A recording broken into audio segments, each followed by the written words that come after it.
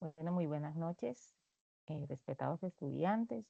Estamos hoy reunidos aquí pues para realizar nuestra web conferencia, la segunda web conferencia de este periodo, donde vamos a trabajar pues la fase 3, que es la fase de la transferencia. Y vamos a tomar antes pues un tema importante, pues como lo pueden observar, titulado El plano maestro del aprendizaje autónomo, diseñando mediaciones pedagógicas desde la neurociencia, una guía para arquitectos del conocimiento. Nosotros hoy vamos pues a mirar cómo desde nuestra construcción pedagógica podemos, a través de las mediaciones de la neurociencia, podemos construir conocimiento, ¿verdad? Y bueno, y primero pues tenemos que conocer cuál es el reto, cuál es la misión de realizar este diseño.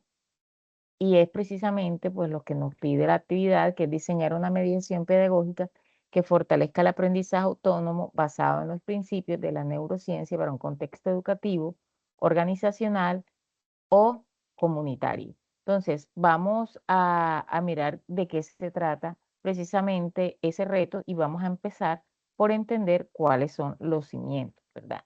Entonces, ¿por qué construimos? Pues cuando uno entiende de pronto lo que es la profesión de la construcción y especialmente la arquitectura, sabe que para desarrollar un edificio, una edificación cualquiera, una casa, un hotel, en fin, cualquier edificación, lo primero que hay que tener en cuenta son las bases, ¿verdad? Y los planos. O sea, primero se planifica y lo importante es conocer los planos donde se va a construir, si sirve o si no sirve. En el aprendizaje autónomo o en el aprendizaje del ser humano ocurre igual. Entonces, para nosotros fomentar esa autonomía, no es solo enfocarnos en lo académico, sino que también tenemos que mirar las otras al estudiante como un ser integral. Y dentro de ese ser integral entra lo que es la salud y el bienestar del estudiante. Entonces, ¿qué pasa cuando un estudiante aprende de manera autónoma? Hay tres cosas que suceden especialmente. Se reduce el estrés, se mejora la salud mental y hay sostenibilidad del aprendizaje. ¿Cómo así? ¿Por qué se reduce el estrés? Bueno, porque cada uno aprende al ritmo que necesita aprender o se dedica a aprender y cómo aprender de acuerdo a las necesidades de cada estudiante. Y eso hace que esas estrategias que utilizamos a través del aprendizaje autónomo bajen los niveles de estrés y bajen los niveles de ansiedad. Cada uno pues me maneja de una manera distinta, tiene de pronto unas em, actividades por desarrollar o funciones que tiene que desarrollar durante el día y todo eso lo puede acomodar mientras aprende. Esto pues se ve mucho más en la educación superior, en el caso de nosotros, de ustedes quienes trabajan todo el día y en la noche o en los momentos en que necesitan, pues se dedican a su aprendizaje personal. También mejora la salud mental porque promueve la autosuficiencia, la resiliencia, y parece mentira, pero realmente cuando nosotros nos dedicamos a trabajar en un tiempo determinado, cuando yo pueda hacerlo, eso va a mejorar pues la manera en que yo vea el aprendizaje y también voy a darle como las prioridades a los que tengo que darle prioridad. Y eso me ayuda mucho pues a mejorar mi salud mental. Y por último, la sostenibilidad del aprendizaje, porque cuando nosotros utilizamos hábitos que son saludables en el estudio y que además ese hábito me ayuda a mí a prevenir no solamente el agotamiento, sino que también va de acuerdo a mi necesidad. Eso hace que mi aprendizaje sea mucho más atractivo para mí, para mi cerebro, y yo voy a sostener ese aprendizaje. O sea, lo que voy a aprender se va a quedar para siempre conmigo, y esa es la intención, ¿verdad?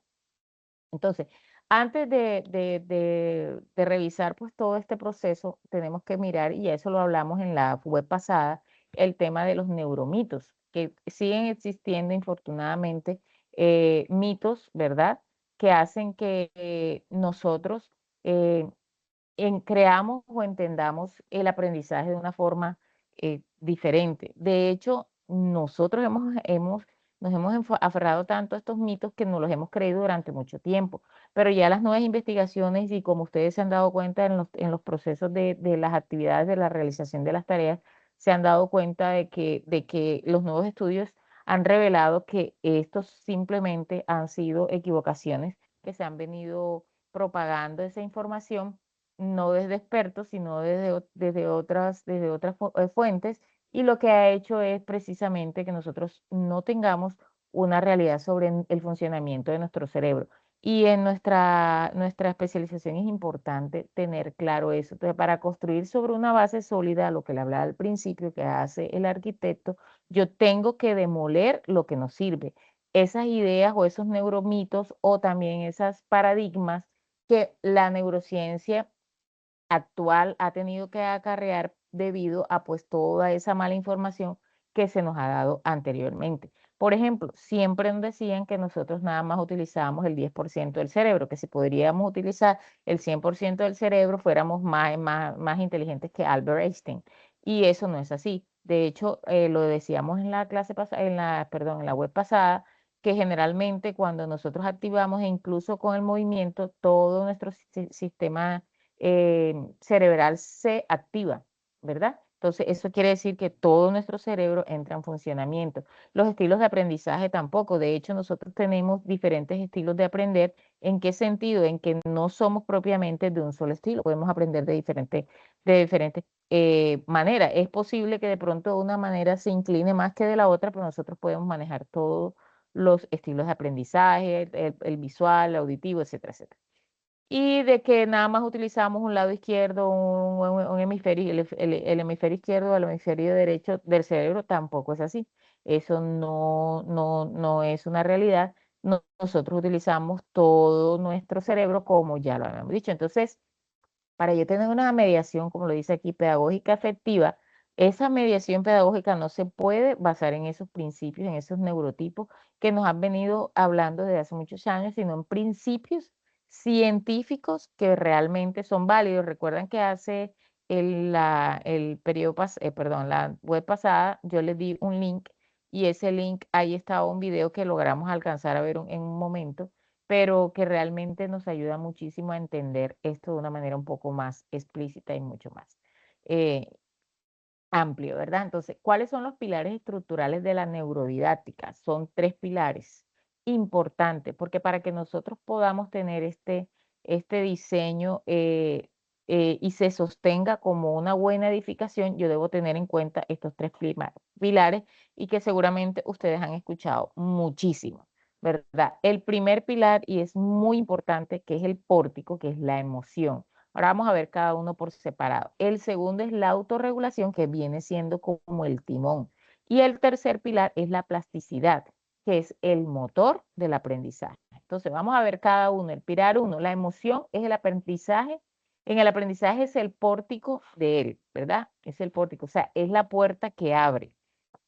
Si un estudiante, si un maestro no transmite emoción, para el aprendizaje va a ser muy difícil aprender, pero sobre todo está dentro del estudiante que si no tiene la emoción por aprender es muy difícil que entre, que asuma ese aprendizaje, ¿verdad? La emoción no es un distractor del proceso cognitivo, es la parte integral y necesaria del mismo. Imagínense, miren esa frase tan contundente que actúa como filtro que decide que la información se entra, se procesa y se recuerda. Yo tengo una experiencia personal y es con mi hijo, por ejemplo.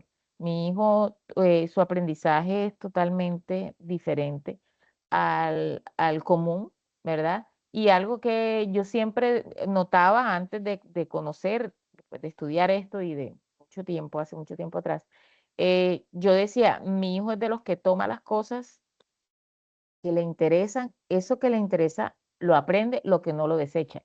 Y realmente no es cuestión de mi hijo, es cuestión de todos. Es decir, cuando entra algo a tu sistema que te conecta con una emoción, que te hace sentir motivado, que también entra la motivación en ese proceso, entonces para mí va a ser mucho más fácil. ¿Y qué voy a tener? ¿Qué activa la emoción? Atención, memoria y toma de decisiones. Entonces, La atención, pues las emociones se dirigen nuestro foco atencional, lo que nos importa emocionalmente lo atendemos. Lo que a mí me gusta, lo que yo quiero aprender, yo lo asumo, estoy atento a lo que se dice de este y lo aprendo.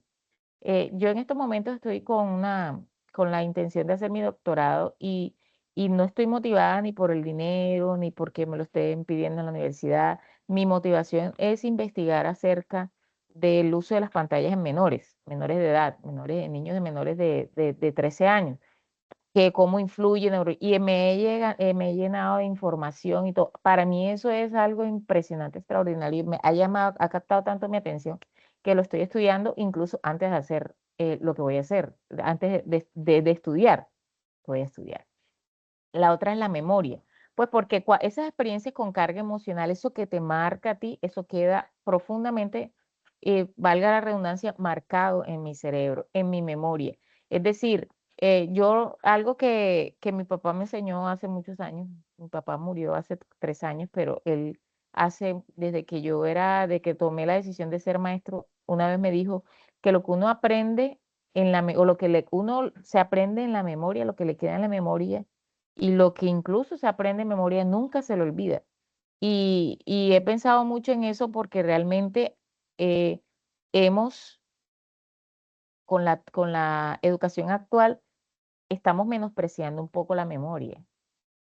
Y lo que pasa es que anteriormente tú te aprendías las cosas de memoria repitiendo, pero cuando entendemos que la memoria es que hay una carga emocional que fija ese conocimiento en mi cerebro, es diferente. Sí, o sea, cuando yo me aprendo algo, por ejemplo, un ejemplo claro, una canción de Gilberto Santa Rosa que yo me aprendí a los 18 años, la escuché una sola vez y me la aprendí inmediatamente.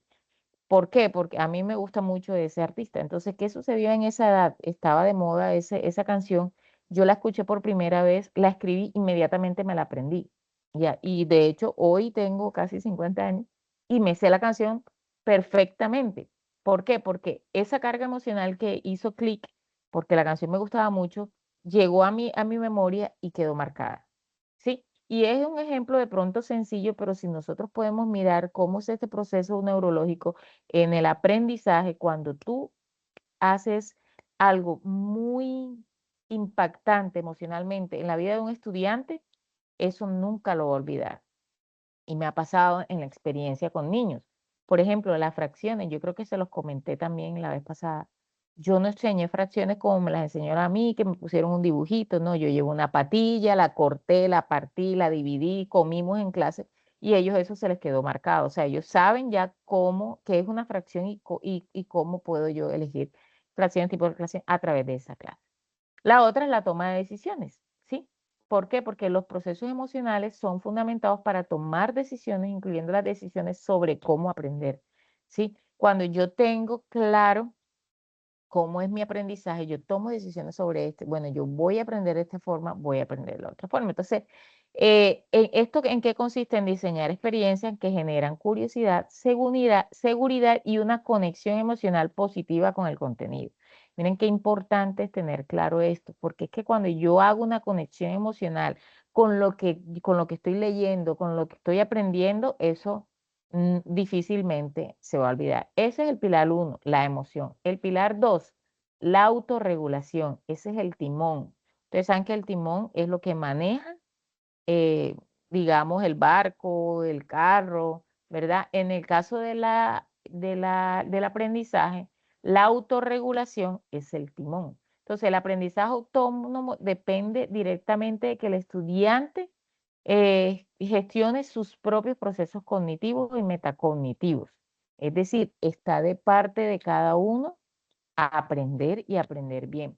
Eh, es cierto, muchachas, que en el aprendizaje, por ejemplo, los que no sé si todos ustedes son maestras en formación o ya son maestras, no, deben ser todas maestras, me imagino, porque esto es una especialización, pero si están, no en formación, si están actualmente trabajando, sé que una de ustedes sí, no sé las otras dos si actualmente están trabajando, pero cuando nosotros trabajamos con niños especialmente, siempre tratamos como de toda la carga del aprendizaje se le aplica al maestro, ¿verdad? Y si el niño aprende, es porque el maestro es bueno, pero si no aprende, entonces el maestro es malo.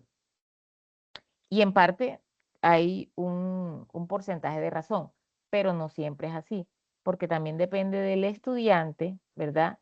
Si hace una autorregulación de su propio aprendizaje y si nosotros enseñamos desde niños, a los niños desde chiquitos a hacer esa autorregulación, yo estoy completamente convencida de que el aprendizaje va a ser óptimo. ¿Cuáles son los componentes esenciales? Las funciones ejecutivas y la metacognición.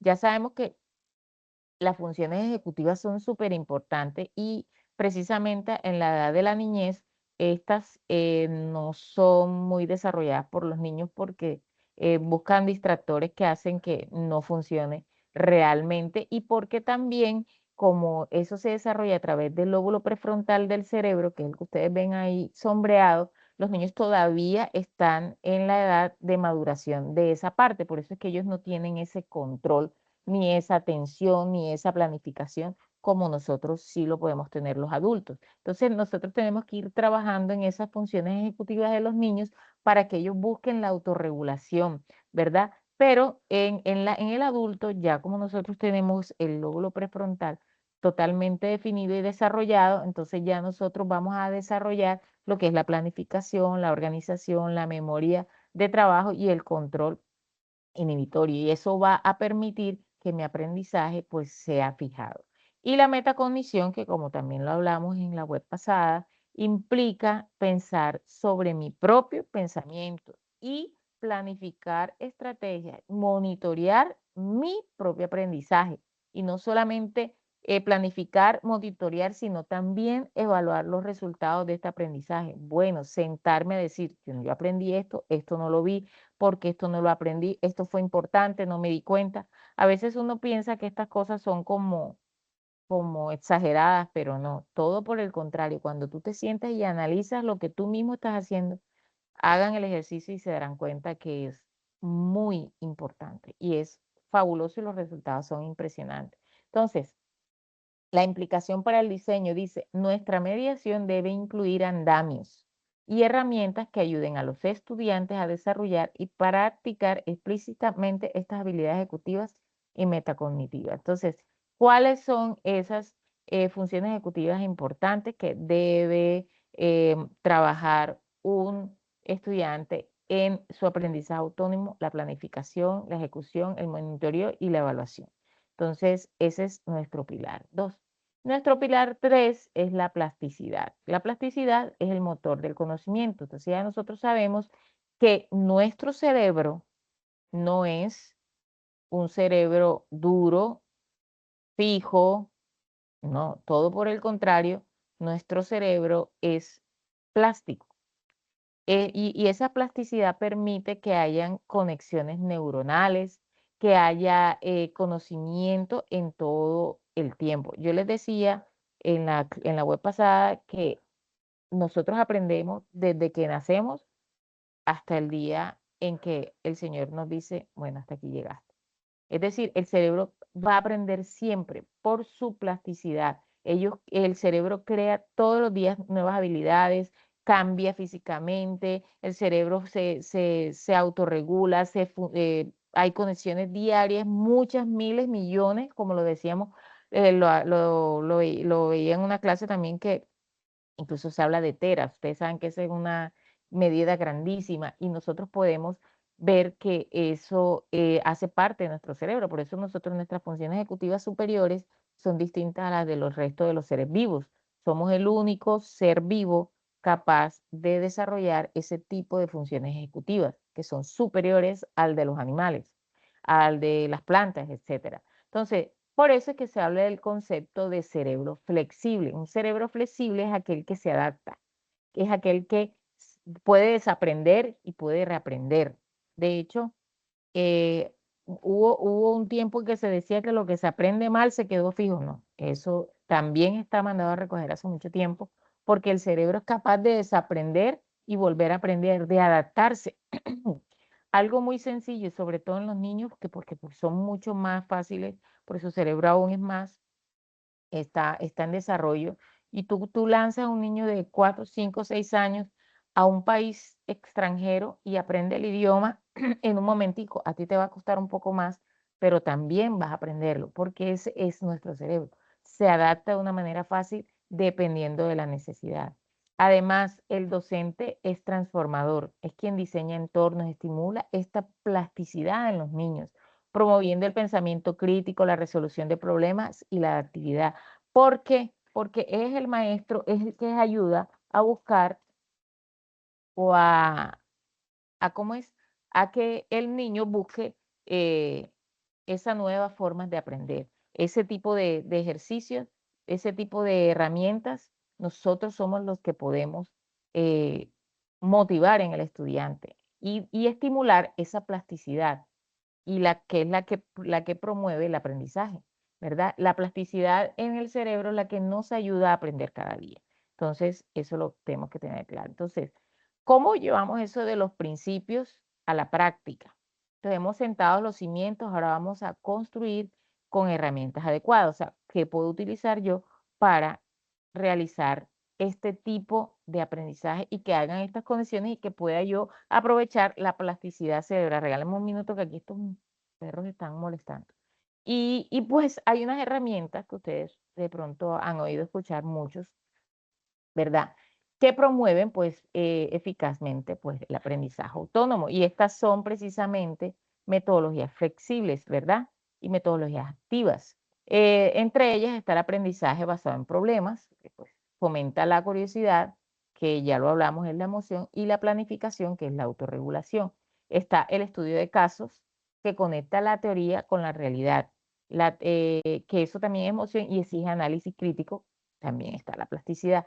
Fíjense que en el estudio de casos, de pronto el que tuvo la oportunidad, creo que fue Ángela, la que me comentó que está recientemente nombrada. La evaluación última de los maestros que entraron al Estado en este último concurso fue a través de los estudios de casos. O sea, el examen fue estudio de casos literalmente. Entonces, ¿por qué? Porque se ha dado cuenta de que la mejor manera de ver que una persona puede desarrollar la práctica, perdón, la teoría, perdón, sí, la práctica a través de la teoría estudiada es a través del estudio de casos. Entonces, este es un método una metodología que sirve pues para desarrollar aprendizaje autónomo. Otros son las tutorías entre pares, que pues nosotros pues también lo desarrollamos mucho en nuestra universidad. Desarrolla las habilidades metacognitivas, enseña a otros y eso pues ayuda a desarrollar la autorregulación. El aula invertida, que es el Flipped Classroom, que también transfiere el control del ritmo de aprendizaje al estudiante. Y también eso trabaja la autorregulación y por último la gamificación. Utiliza la motivación y la recompensa para reforzar el aprendizaje. Ahí también está la emoción y la plasticidad. La mejor estrategia es la que se adapte a tu contexto, a tu necesidad, a los objetivos de tu diseño, lo que tú quieras desarrollar, sobre todo en los diseños y en los ejercicios pues de proyectos que se vienen desarrollando. Y bueno, para desarrollar un plano en la mediación pedagógica, pues podemos utilizar un ejercicio como este, por ejemplo, contexto de participantes, donde se implementará el, la propuesta, quiénes son los aprendices, cuáles son sus necesidades, el objetivo, el pilar neurodidáctico principal, las estrategias, actividades y la evaluación de impacto. Entonces, ¿qué nos deja esto como enseñanza? Que al diseñar con el cerebro en mente, no solo transmitimos información, sino que por el contrario somos constructores de entornos donde el aprendizaje autónomo, la resiliencia y el crecimiento florecen. Qué bonito esto, ¿sí ven? El objetivo no es crear una lección, es habilitar una vida de aprendizaje. Perdónenme la vida, pero esto dice aquí, sea el docente transformador que diseña para un cerebro flexible. Esa es nuestra motivación en esta noche. No sé si tienen alguna pregunta o algo que adicionar.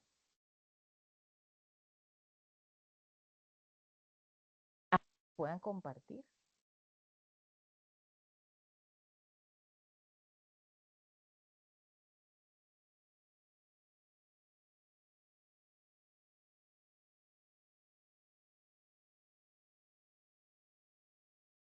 Nada, todo claro.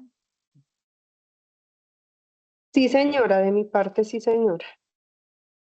Bueno, entonces yo les quería compartir esto pues por lo que vamos a entregar en estos días. Eh, para la próxima también estoy buscándoles aquí, a ver, aquí está. Vamos a ver si me permite compartirles.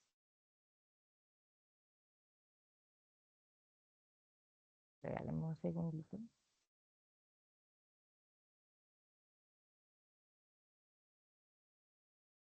Aquí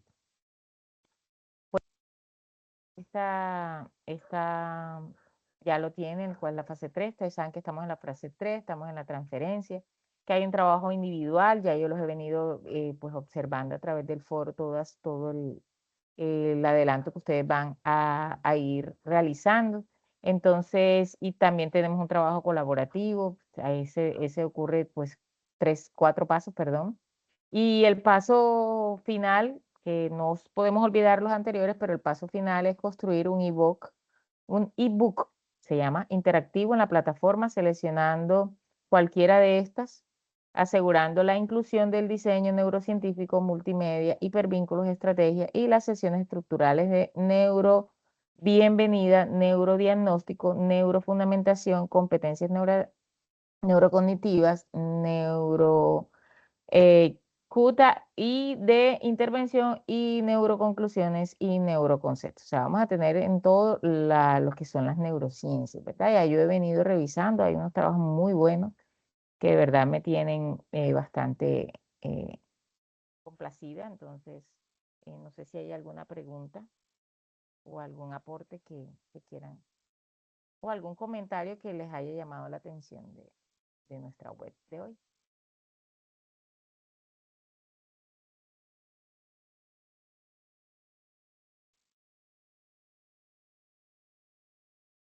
Bueno, entonces, siendo así, muchachas, nos vemos en el mes de febrero. Les estoy enviando la invitación para ya tener el cierre y hacer la socialización que vamos a desarrollar del video, que es la última actividad que tiene. Entonces, no siendo más, pues muchísimas gracias por su asistencia y pues que tengan una feliz noche. Y que este año también sea de grandes bendiciones para cada una de ustedes.